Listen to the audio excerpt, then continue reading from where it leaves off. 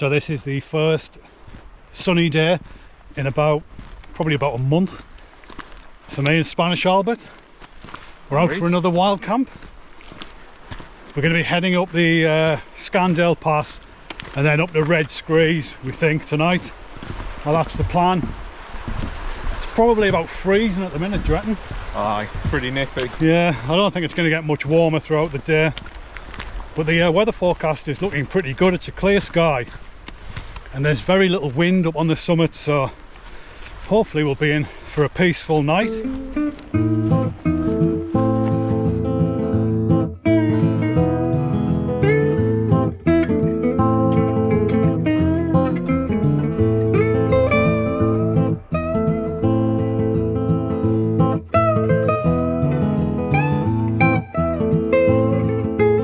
So I'm testing this little drone. It's almost like just like a little flying camera. It's not like a DJI drone. It's called the HoverAir X1. So if you've seen the shots of us walking along with this thing following us, that's what it is. It only weighs about 125 grams. So the company sent it to me, and I've got a couple of weeks to test it out before I do a proper review. So far it's pretty good, getting some interesting shots.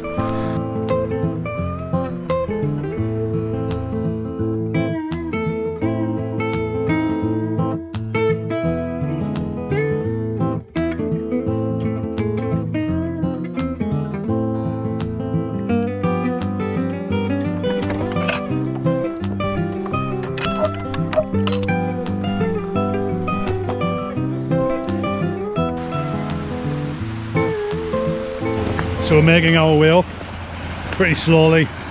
We're in no rush. It's about 1:45 now, and it gets dark by, well, 4 o'clock it'll be dark at this time of year. Nice bit of a waterfall there. But we need to get some water at some point, so I think we'll just follow this beck up. I'll need a couple of litres. I don't want to carry it all the way up there with me, so I'll gather some near the top. But I've been up this route a couple of times and there's no real clearly defined path. You just end up like making your way up.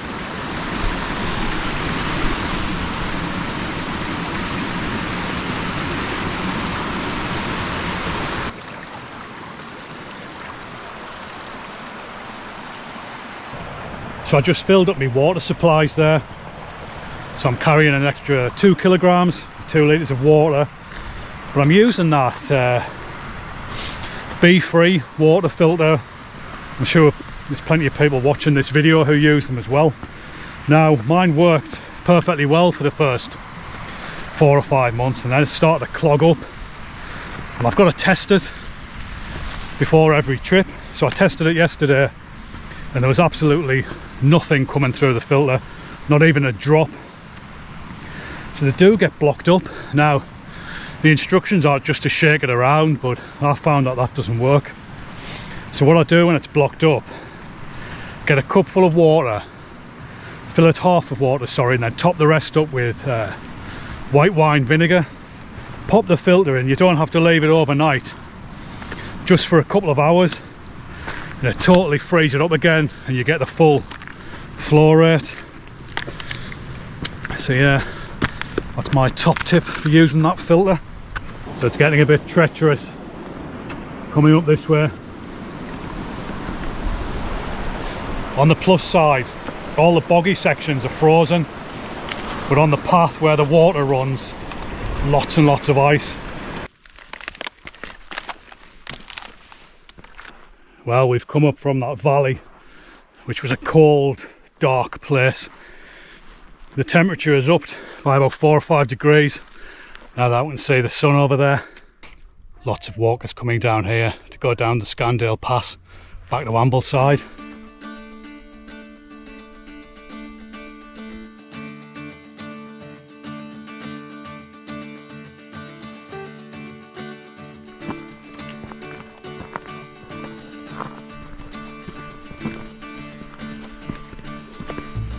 Wow. That, mate, is not a bad view.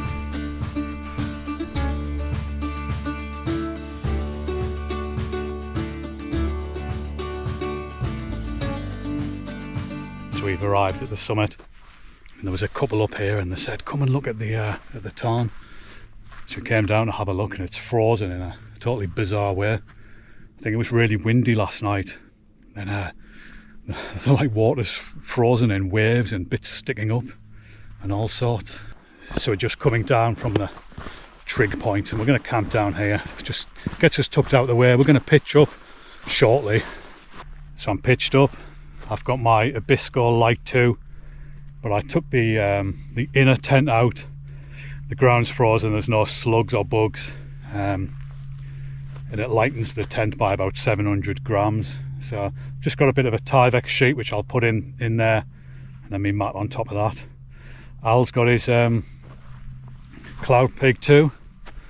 He always seems to have a bit of an adventure when he's putting it up.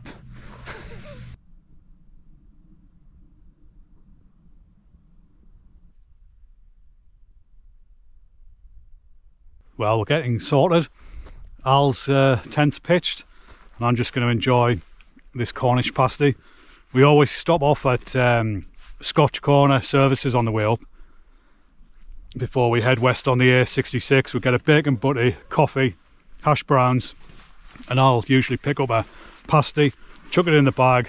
So when you get pitched and you're a little bit hungry, too early for your dinner, you want something on your stomach before you drink a beer, this is the answer.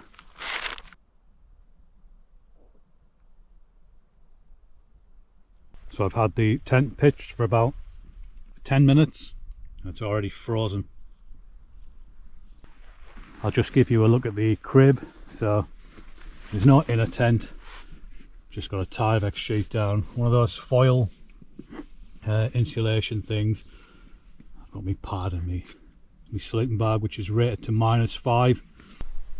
So the GoPro battery's already started to die, but we're all set now. Al's just getting his softies on. Really is that cold. I've already got mine on. So I think we're set for the night. Al, what do you reckon? Certainly are, mate. Yeah, time to crack open a beer, I think, and get me big gloves on.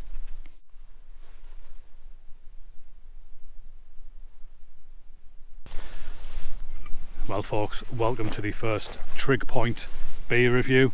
I've got the GoPro resting on the trig point here, and I've got a Northern Monk Chalk Ice Stout, which is suitably chilled.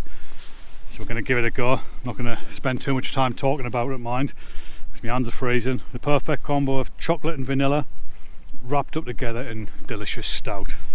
Don't need to say much more than that, do I?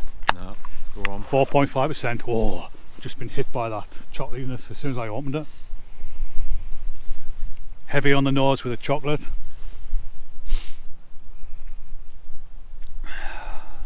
Oh, it's beautiful.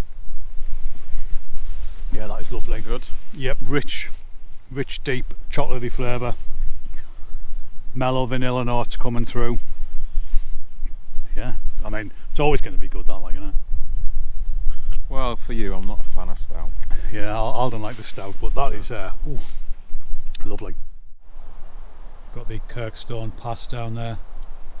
Just make out some cars driving up. So it's 10 to 6, even though it feels like it's 10 to 10.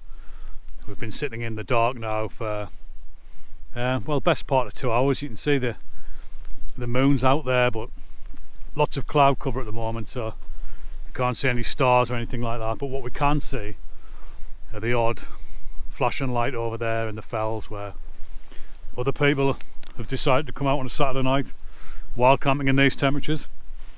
But we were sitting down here until around 15 minutes ago, and we just had to get up and walk around to try and generate some body heat. It's below freezing now, but we've had a couple of beers. I'm just about to crack open beer number 3, and then might think about getting some food in the next hour and a half. What do you say, Al? Aye, potentially. I mean, you know me, and we were talking about why I weigh as much as I do in my pack, 20 kilogram. I carry too much clothes and too much food, but I get hangry quite easily and I get cold quite easily. I'd much rather have too much food and too many clothes that I don't wear and that I don't eat, and I'm actually not feeling too bad hungry wise. So how many kilos of Spanish beans have you got? 3. About 2.5. Oh man, it's so cold. My gas burner is struggling a little bit. Create a bit more condensation to freeze up during the night.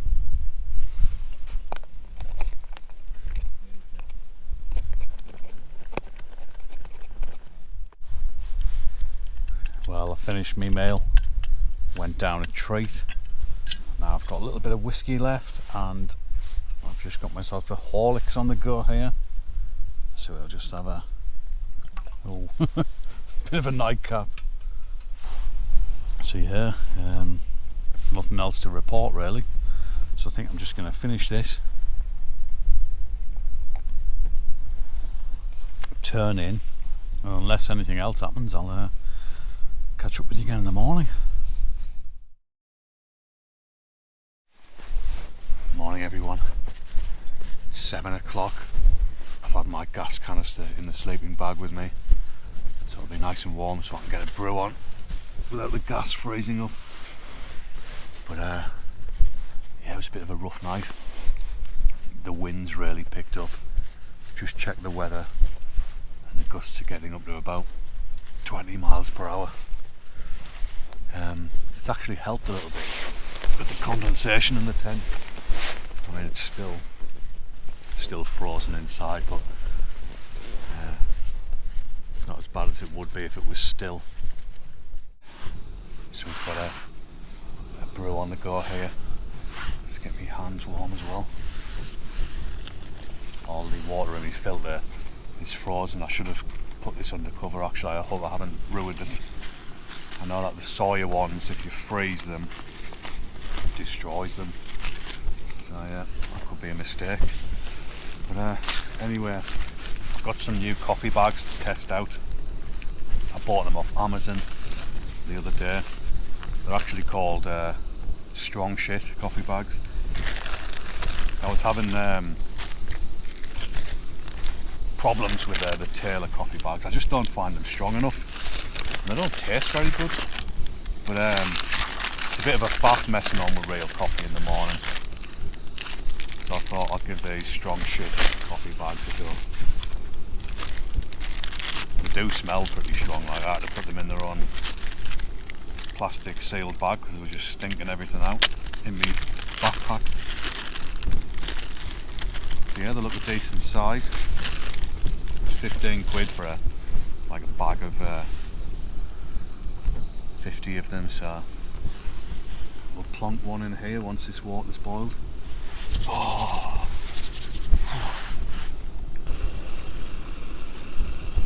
So it's about 7:05 now, but still not there. Still not light outside. Right, that's boiled. Let's just dump this coffee bag in there. Just get the lid back on. Put it to one side for 5 minutes. I'll not leave it too long, otherwise it'll start to get cold. So this coffee bag has been in here for a few minutes. I'm just going to give it a good stir. Squeeze it on the side of the mug. Oh, it smells good, like. I hope this is nicer than the Taylor's coffee. I'll be well chuffed if it is. It's like less fat and all, just get rid of the coffee bag. I've got some powdered milk with me as well, so let's give it a go.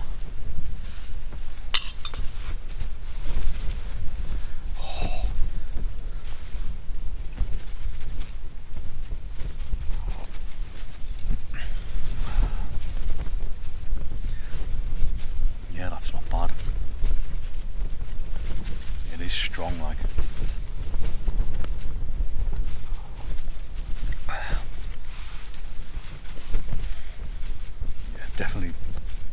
Definitely nicer than the Taylor's bags. I've put about, how much water I've got in here? About 300 ml. So that's quite a large coffee. Actually, I usually have a little bit less. Maybe if you get a 200, 250, you'd get a really strong coffee, if that's your thing in the morning.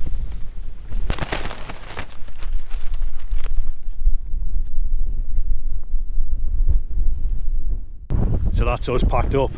It's pretty tough getting packed up in the cold and the wind, but we've left the campsite, left no trace, taken all our rubbish out with us. We've got a strong westerly breeze behind us, pretty cold, and there's the odd bit of sleet coming in as well, but hopefully we should get a bit shelter from the weather the further we head down this track. Coming down here, the ground is still completely frozen solid. Something you don't really think about, whether or not you're going to be able to get your tent pegs in if you're camping on a summit when it's been in the minus figures for a good few days. I think we're heading down there. Well, we are heading down there, it's the only way to go.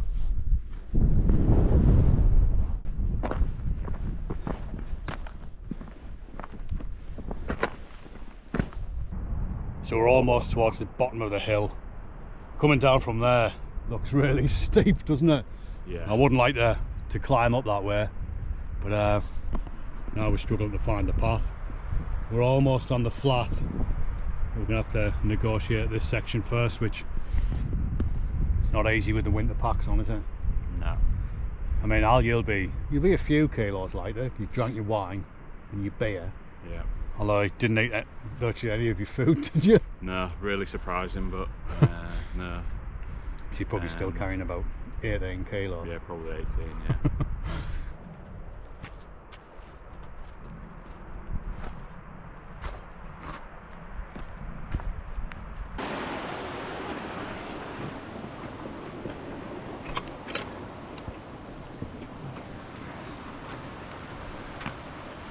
Cheers, Matt. So we're back at the campsite now where we've left the truck. So I think it's time to sign off. So if you've watched this far, well done. Yeah. So yeah, it's been a good one though, hasn't it, Al? Tough, like.